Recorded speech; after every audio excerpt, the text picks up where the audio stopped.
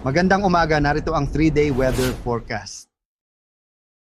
Para sa lagay ng ating panahon, simula po sa Friday, March 13 hanggang matapos ang weekend sa March 15, kalagitnaan po ng Marso, malakas ang northeast monsoon. So we're expecting po na magiging malamig sa maraming lugar, lalo na po sa mga kabundukan at dun sa may extreme northern Luzon.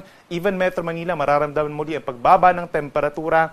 Maring isa na to sa pinakamalakas po na northeast monsoon at maring huling malakas na bugso na po ng amihan bago ang pagsisimula ng panahon ng tag-init sa katapusan ng Marso.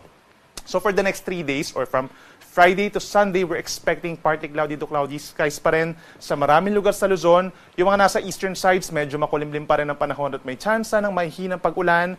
We're talking of Cagayan Valley, Aurora, and northern portion of Quezon, habang may mga lugar sa Luzon na maliit lamang ang tsansa ng pag-ulan. For Metro Manila, mula 20 to 29 degrees Celsius, ideal sa pamamasyal. For Baguio City, ganun din po no, sa malaking bahagi ng Cordillera Region. Posibleng mababa pa sa 11 degrees Celsius ang lamig ng temperatura sa madaling araw at hanggang 23 degrees lang pagsapit ng tanghali. Habang sa may Bicol Region, ideal din po ang paglabas-labas ng bahay at paglalaban na rin po sa ating mga kababayan mula 23 hanggang 29 degrees Celsius. Sa ating mga kababayan sa Visayas, generally magiging maaraw at bahagyang maulap ang kalangitan.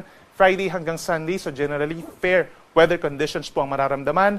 Pagsapit ng hapon hanggang gabi, kumukulim naman panahon at may tsansa pa rin ng mga saglit na ulan, lalo na sa may eastern portion of Visayas.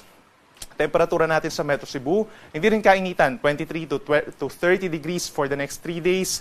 Ganyan din sa may Tacloban mula 22 to 30 degrees Celsius.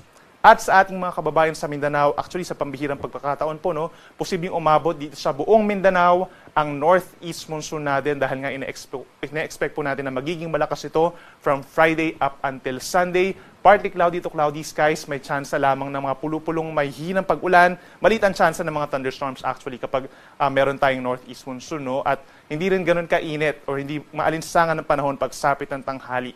Kagaya na lamang dito sa Metro Davao, usually 33 to 34 degrees. But this time around, hanggang 31 degrees Celsius. Baging dito sa may Cagayan de Oro and Zamboanga City, hindi rin kainitan. Zamboanga City hanggang 32 degrees Celsius. At sa pamihirang pagkakataon din po na we're expecting na 12 hours ang gabi natin at kinabukasan 12 hours din po ang daytime.